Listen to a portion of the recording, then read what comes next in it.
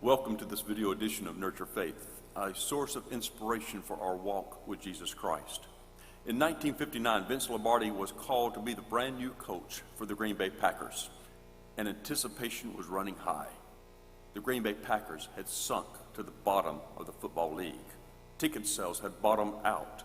The Green Bay area no longer cared much for their football team. They had done so poorly for so long.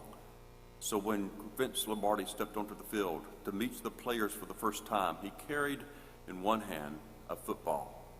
Anticipation of the words that he would speak ran high. Would he introduce some new strategy or technique that would take them from losing to winning once again? And then he spoke and he said, I have not come to bring a brand new strategy to this team. I have no new technique for playing football in such a manner that we become a winning team once again. What I want to introduce to you is that we need to learn the basics all over again. We need to work on the basics. When the basics are strong, we win. So therefore, my first lesson, said Vince Lombardi to the football players, holding up a football, he said, this, my friends, is a football. Well, his words were well taken. We need to understand what the fundamentals of the game are and do those well if we want to be a winning team. Church author Brownie Barr said as much in a book he wrote, High Flying Geese and Church Leadership. In this book, he compares the habits of geese to leadership in the church and how we can learn from geese to raise our game as the Church of Jesus Christ. He points out specifically 3 different things or attributes of geese and how they work together. The first, he said, is they fly in formation. We are familiar with that formation. It's a V formation. What he had discovered is that as geese fly in formation, they break the wind resistance in such a way that they can fly further with less effort. So what he learns from them is that they work cooperatively together. The church can learn from that. As we work cooperatively together, we can do so much more than if we try to do the work by ourselves. He goes on to state that what is important is that as the church comes together, there will always be people who disagree with this or that or the leadership of the church. And yet, if we walk away because we disagree, the church is the weaker. We are called to work together to advance the purposes of the church, even when we disagree with one another.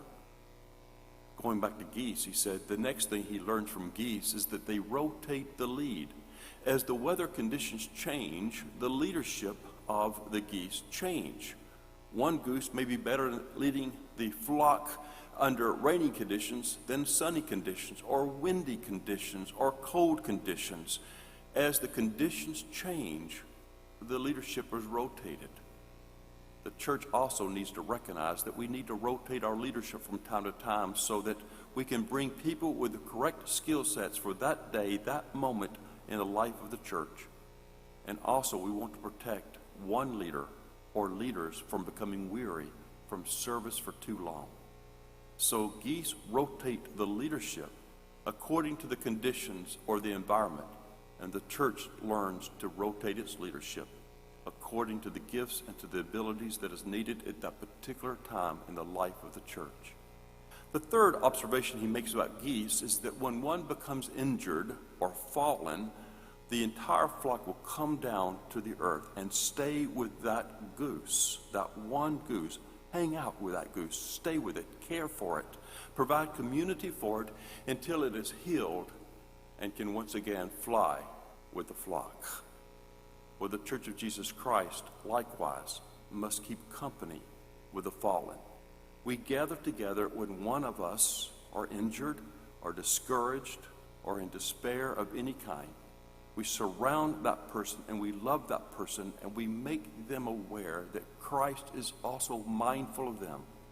As we are mindful of one another in the dark times, we remind one another that Christ is mindful. And that gives us the strength to push through the darkness until we see the light of day once again. Wonderful lessons for the church. Flying in formation is working cooperatively together even when we disagree. Rotating the lead. We exercise a rotation in the leadership of the Presbyterian Church so that no one becomes weary and that we can bring a variety of gifts to the leadership of this congregation and keep company with the fallen. It is what we do to share Christ's love with each other until we are strengthened to fly once again. Friends, last week we celebrated the installation and the ordination of brand new leaders of our church. I ask you to pray for them as they learn to fly in formation, rotate the lead, and to keep company with the fallen.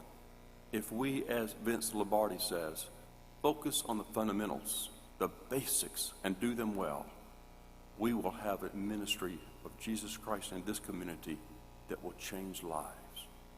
Thank you.